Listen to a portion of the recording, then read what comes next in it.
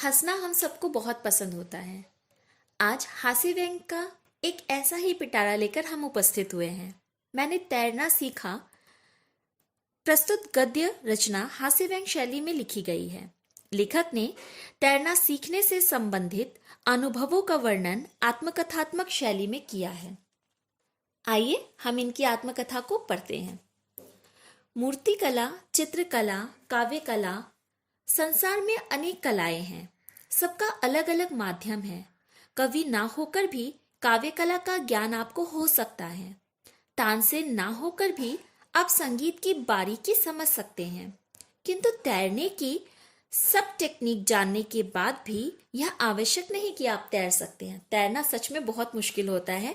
अगर आपने देखा है किसी को तैरते हुए, आपने उसके तरीके को भी जाना है, आपने किताबों में भी पढ़ा है, आप सब कुछ जानते हुए भी तब तक नहीं तैरना सीख सकते हैं जब तक कि आप प्रैक्टिस ना करें, जब तक कि आपको उसका अनुभव, एक एक्सपीरियंस ना हो।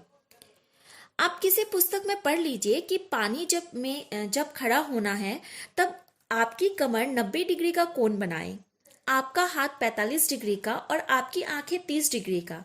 परंतु यदि इतने के बल पर ही आप पानी में कूद पड़े तो बिना पासपोर्ट के सीधा अमेरिका की ओर चले जाएंगे।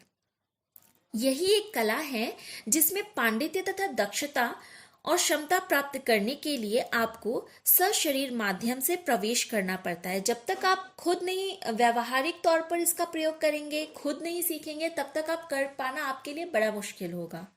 मूर्ति बनाने के लिए यदि कोई पत्थर पर सिर टकराए तो मूर्तिकार बनने से पहले उसे कुछ दिन अस्पताल की स्प्रिंगदार चारपाई पर आराम करना होगा।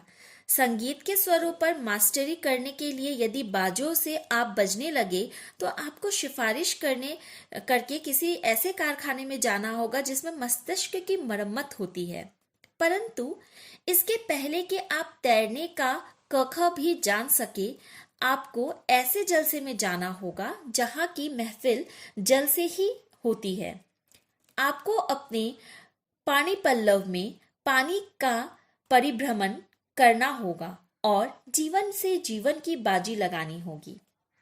उत्तर प्रदेश में दो बहती नदियां हैं, गंगा और यमुना। यमुना के किनारे रहने वाले रासलीला करते हैं और गंगा तट के निवासी गंगा जी की पूजा के अभ्यासी हो जाते हैं।